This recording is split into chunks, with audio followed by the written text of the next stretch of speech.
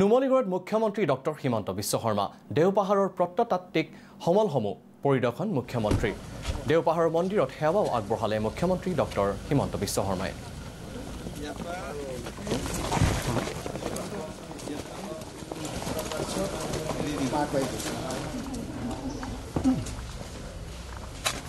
এইটোৰ পৰা ইয়াতে নেগেটিভ আৰ্গুমেণ্ট আছে কিন্তু মহাভাৰত নাই পৰিচয় কোনো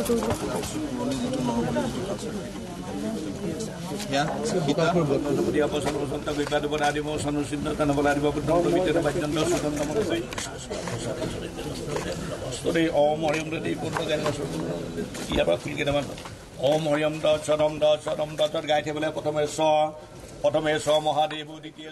দেওশালৰ বিষয়ে মোক আগত কোৱা হৈছিল দেওপাহাৰ বাবা থান এইখিনি গোটেই বিষয়ে মোক বুজোৱা হৈছিল কিন্তু মই নিজেও অনুমান কৰিব পৰা নাছিলোঁ যে ইমান ডাঙৰ সম্পদ এটা এই দেওপাহাৰত লুকাই আছে বুলি ইয়াত কিছুমান এনেকুৱা ধৰণৰ স্থাপত্য আছে যিবিলাকে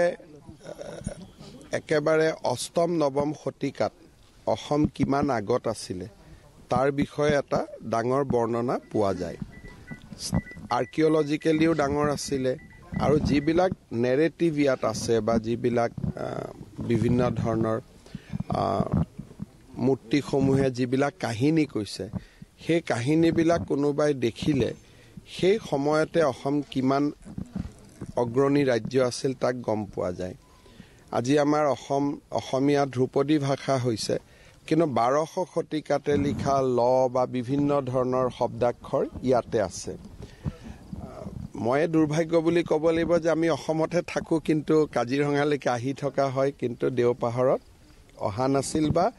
মইতো জানাত কাজিৰঙাৰ হয়তো টুৰিষ্ট সকলেও নাজানে যে ইমান ডাঙৰ এটা আৰ্কিঅলজিকেল ট্ৰেজাৰ এটা আমাৰ ইয়াতে আছে মই ঘূৰি গৈ পেলাই মন্ত্ৰী অতুল বৰা ডাঙৰীয়াৰ লগত আলোচনা কৰি এই পাহাৰখনক কেনেকৈ আমি পৰ্যটনস্থলী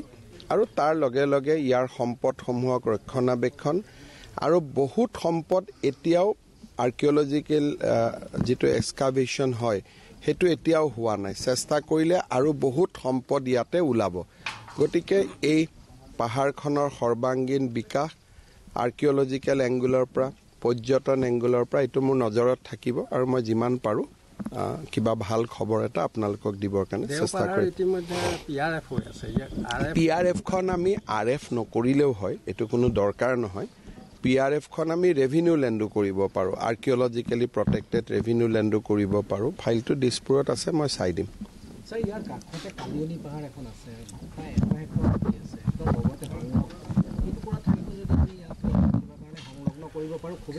আজি মই প্ৰথম আহিছোঁ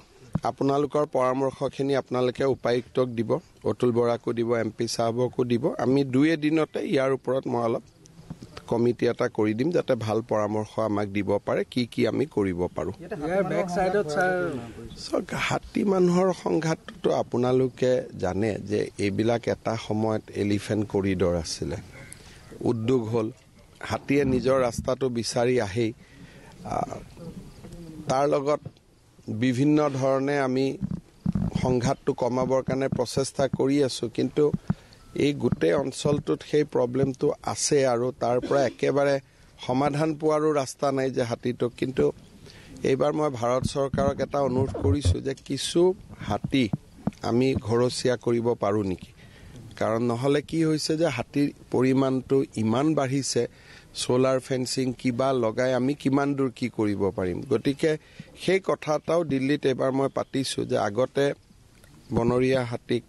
ঘৰচীয়া কৰা হৈছিলে সেই বস্তুটো পিছত ভাৰত চৰকাৰে বন্ধ কৰি দিলে কিন্তু তেনেকুৱাও 2-এটা হয়তো আমি চিন্তা কৰিব লাগিব আৰু ফৰেষ্টত হাতীয়ে খাব পৰা গছ আমি যদি বহুত ৰোপণ কৰিব পাৰোঁ তেতিয়াও খাদ্যৰ কাৰণে হাতী ওলাই নাহে এনেকুৱা বিভিন্ন ধৰণৰ চিন্তা চৰ্চা চলি আছে দেখা যাওক কিমানখিনি আগবাঢ়িব পাৰোঁ ইয়াৰ পিছৰ ছাৰ একেবাৰে ওপৰবাগলৈ আৰু বহু সমল আছে আমি সেইকাৰণে কৈছোঁ যে এইখিনি যিটো আমি দেখিছোঁ এইটো এটা ঝলক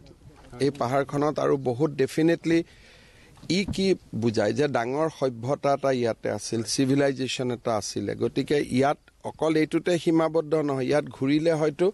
ইয়াতকৈ ডাঙৰ বস্তু মাটিৰ তলত সোমাই থাকিব পাৰে। সেইকাৰণে আমি সেই এংগুলৰ পৰা কেতিয়াও চোৱা নাছিলোঁ। আজি যিহেতু ইয়াত মই আহিলোঁ, গতিকে এতিয়া মই অলপ দৃষ্টিভংগীটো বদলাই পেলাই চাবৰ কাৰণে চেষ্টা কৰিম। আৰু মই অসমৰ ৰাইজকো ক'ম যে কাজিৰঙালৈকে আহিলে আপোনালোকে দেওপাহাৰলৈকেও আহিব। ইয়াতে